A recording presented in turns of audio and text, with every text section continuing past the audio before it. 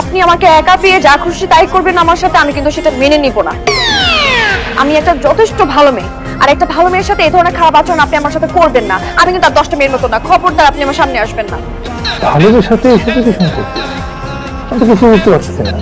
এখন আপনি যদি বোঝো না বোঝা ভান করেন তাহলে তো হবে না। ও বুঝছি, নিশ্চয়ই কোনো প্রেম আছে তাই না? বয়ফ্রেন্ড, ফ্যামিলি মেনে নেয়, জোর করে বিয়ে দিচ্ছে আমার সাথে। এখন সিনেমা নাটকের মতো তোমাকে আমার এই ছেলের কাছে দিয়ে আসতে হবে, এই তো? প্রশ্নই ওঠে না। এই কথা আমি জীবনেও বলবো না।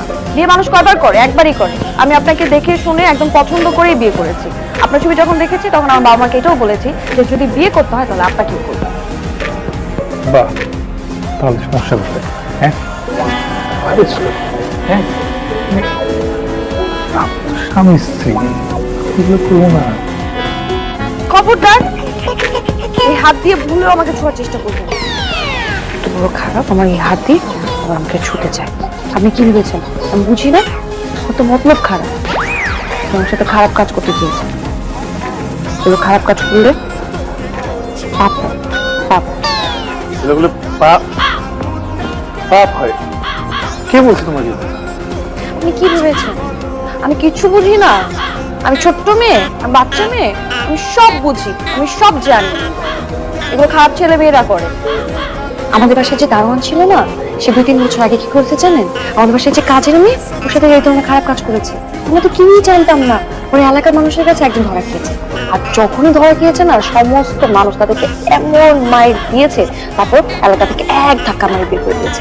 আর তাছাড়া আমাদের বাসায় হচ্ছে পাশের বাসার আপুটার নাম জানেন কি? রোকে আপু। আর রোকে আপু কি করছে জানেন না? রোকে আপু আমাদের এলাকায় যত খারাপ খারাপ ছেলে আছে এদের সাথে যে যে বাজে কাজ করে বেড়ায়, এগুলো আবার ভিডিও ছবি আবার সে রেকর্ড করে রেখে দেয়। আমার মা বলছে আপুর সাথে মিশতে না, অনেক খারাপ কাজ। আমি এগুলো সবসময় অ্যাভয়েড করে চলছি।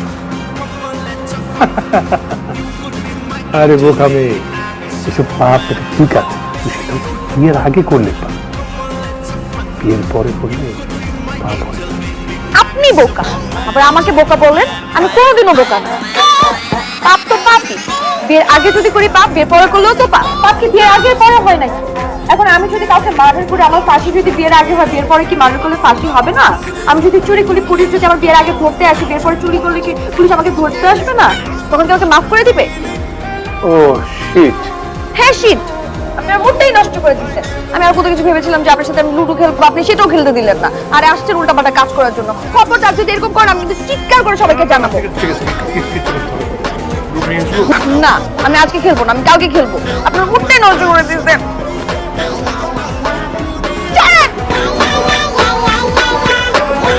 আল্লাহ, এ আমার কি ধৈর্যের পরীক্ষা নিতেছো তুমি?